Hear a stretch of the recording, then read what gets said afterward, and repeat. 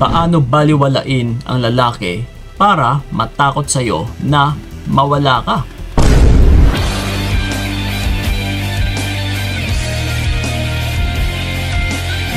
Yon.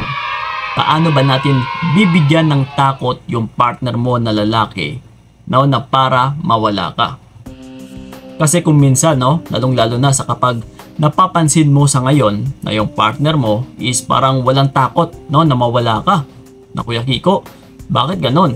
Parang wala lang sa kanya, no, na kapag mawala ako. So ngayon, ang nagiging resulta nito is parang ikaw pa ngayon yung matatakot na mawala siya. Kasi nga, wala siyang takot na mawala ka. So kung napapansin mo sa ngayon, Utol, na parang ganito nga yung situation ninyo, na ikaw pa ito yung nabibigyan ng fear of loss, na baka mawala siya, is babalik na rin po natin ito. Na siya dapat yung bibigyan natin ng fear of loss, na baka mawala ka. Pero una nga sa lahat, no, kung tatanungin natin yung sarili mo, halimbawa na lang, tatanungin mo yung sarili mo sa ngayon.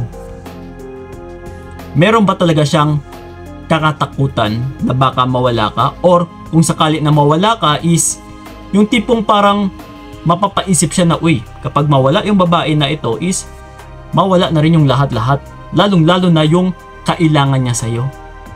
So meron ba? No? So kung may naiisip ka na, uy, Kuya Kiko, parang meron, syempre, alam ko yung worth ko Kasi alam ko kung paano ko siya inalagaan, kung paano ko siya inaruga, at saka pinakita ko rin sa kanya kung ano ako bilang isang partner niya.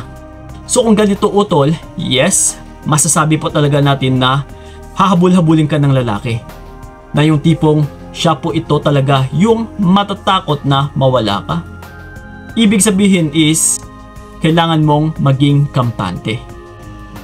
Kasi ito alam nyo ba na kabaliktaran ng kampante is takot? Ito i-explain ko sa inyo.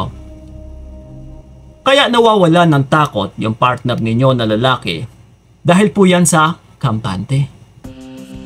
So ngayon, kung tatanggalan natin siya ng kampante is ang magiging resulta nito sa kanya ay magkakaroon ng takot. Yes! So ganun lang po yun. So, pero saan nga ba nagkakaroon ng kampante yung isang lalaki? Once na pumapasok ka palagi sa comfort zone niya. Kung saan siya nakokomportable. Once na nakokomportable siya, nakukuha niya yung lahat-lahat, no, nagkakaroon siya ng kasagutan sa kanyang mga katanungan, or yung tipong parang nakukuha niya naman lahat-lahat. No, nakakamit niya lahat-lahat. Yung tipong wala na siyang hahalongkatin, wala nang ka-challenge. No, yung tipong wala na, nandyan na lahat So ngayon, ang magiging effect, no, pagdating sa partner mo is magiging kampante. So nang dahil sa pagkakaroon niya ng kampante, dito na po papasok na mawawala na siya ng takot sa iyo. Oh. Yes. So dahil din po ito sa mga treatment or trato na pinapakita mo sa kanya. Kapag nandiyan ka kasi palagi, kagaya na lang, no, na halimbawa, merong third party or other woman yung partner mo. So ngayon, kapag nandiyan ka pa din, nakikipag-agawan, nakikipag-compete, no, or hinihintay mo pa siya, nagbe-beg ka, is kampante po yung maibibigay mo kapag nandiyan ka lang din sa kanya. Kasi biruin mo ganito po yun. Comfort zone po ng isang lalaki na hindi talaga siya mabibigyan ng takot na mawala ka. Na halimbawa na lang kapag meron na nga siyang third party or other woman, biruin nyo na ganito. Meron na nga siyang other woman, pero at the same time is meron pa siyang ikaw. Ibig sabihin, Utol, na kahit may ibang babae na siya, meron pa rin nag-aalaga sa kanya na ikaw. Meron pa rin siyang nakakausap. Meron pa rin siyang nagagalaw na ikaw. Oh no! May nauuwian pa rin siya, may nag-aaruga pa rin sa kanya, may nag-aasikaso pa rin sa kanya, may naghihintay pa rin naman sa kanya na ikaw po yun. So ngayon, kahit may other woman na siya is walang nagbabago. Wala kang binibigay na takot sa kanya. Kaya hindi talaga siya matatakot sa iyo. kundi ang binibigay mo sa kanya is kampante dahil pumapasok ka sa comfort zone niya. Kumbaga pa, paano siya matatakot sa iyo, no? Paano niya babaguhin yung sarili niya? Paano siya magsisisi?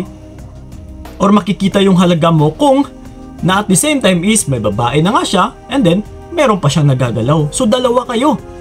Na yung tipong walang nawawala. Walang nagbabago. Ganun pa din. Andyan pa rin kayo. So bakit pa siya aayaw? Bakit niya pa babaguhin yung sarili niya? Yes. Comfort zone niya yun. Pero kung halimbawa yung ginawa mo, na kapag may other woman siya, and then ito nga, may nawawala, na ikaw, no? Hindi ka na naghihintay, umatras ka, hindi niya na makontak, wala nang nagbe-beg. No, nawala na talaga. Nawala na siyang makakausap, wala na siyang magagalaw. So, kumbaga pa, may nagbabawas. So, ito po ay nagpapahiwatig na hindi ka pumapasok sa comfort zone niya, kundi lumalabas. So, dito niya makikita, dito niya maiisip na, uy, kapag meron pala akong third party or other woman is may nababawas pala, may nawawala pala. Ito pala yung kapalit. Lalong-lalo na sa may mga pamilya na dyan, may mga anak. Na isa talaga ito sa maiisip ng lalaki na, uy, kapag may other woman pala ako is, hindi ko na pala makakausap yung asawa ko. Pati yung mga anak ko, lumalayo na sa akin. Hindi ko na sila makausap. Ito pala yung kapalit. No? So may pagbabago pala, may magkakaroon pala ng kaibahan. Now versus doon kanina na kapag andyan ka pa din is walang nawawala. So paano siya ngayon magsisisi? Nagagalaw ka niya na at the same time may third party siya. So versus nga din sa kapag lumalabas ka sa comfort zone niya, mapapaisip talaga siya na merong kapalit, merong nawawala. Nawawala na pala ako ng pamilya. Yes. So ngayon, dito natin siya mabibigyan ng takot. Na kumbaga pa, kapag meron kang nakikita sa kanyang hindi maganda is babaliwalain mo, lumabas ka sa comfort zone niya. Yun po ang kailangan mong gagawin, utol. Once kasi na lumabas ka sa comfort zone niya, ang kapalit po niyan is hindi po siya makakampante, which is ang papasok ay takot. Takot na mawala ka. No, uy, teka lang, hindi man lang ako hinabol-habol Hindi man lang siya nagbe-beg. Kagaya ng tanong ko sa inyo kanina, na kung ramdam mo sa sarili mo na meron talaga siyang pangangailangan sa iyo is isa na din po yun sa iisipin ng partner mo na, uy, baka mawala pa to ng tuluyan. No, halimbawa na lang about sa talik, about sa pag-aaruga, sa pag-aasikaso, about sa being loyal, no, na babae. So kung alam mo na ito yung worth mo, ito yung halaga mo, nakampante ka, na hindi lahat ng babae ay nakakagawa ng ganito, is talagang hahanap-hanapin po yun ng partner mo sa'yo. Na uy, baka mawala pa yung babaeng ito. So ngayon, papahalagahan ka niya, babalikan ka niya, siya pa ito yung manunuyo sa'yo. Because of, dahil nga sa takot. No, dahil kung ikaw na ngayon, ito yung nakakampante, siya na naman ito yung matatakot. Wow. So ganun po yun. Binabaliktad natin, utol. No, simple logic lang. Paano siya ngayon matatakot sa'yo kung ikaw na mismo ay takot? And kailangan mong maging kampante para siya talaga ito yung matatakot. And then kailangan mo lang itong ituloy, utol. Tuloy-tuloy lang. No, ipakita mo sa kanya na hindi ka talaga takot na mawala siya. Dahil alam mo sa sarili mo na may halaga ka talaga na which is pangangailangan niya, na kinakailangan niya.